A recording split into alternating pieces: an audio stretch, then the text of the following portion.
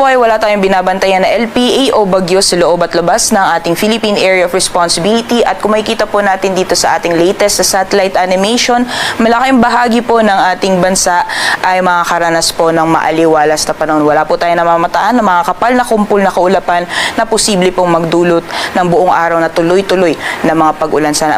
malaking bahagi po ng ating kapuluan. Except na lang po dito sa may bahagi ng Northern Luzon dahil sa patuloy na epekto ng amihan, pati na rin po ng shear line, maaaring makaranas po tayo ng mga pagulan along the eastern sections of Northern Luzon area, at itong Intertropical Convergence Zone naman or ITCZ ay maaaring magdulot din ng mga pagulan dito po sa may katimugang bahagi or southern portions ng Mindanao, gayon din sa may Palawan. At inaasahan po natin sa mga susunod na araw ay magpapatuloy po yung maaliwalas na panahon sa malaking bahagi po ng ating kapuluan within the next 2 days or hanggang sa darating na Wednesday. At pagdating po ng Thursday, may posibilidad na magdudulot po ng mga pagulan yung easterlies, yung mainit na hangin na nagagaling sa karagatang Pasipiko dito po sa may eastern sections ng ating bansa.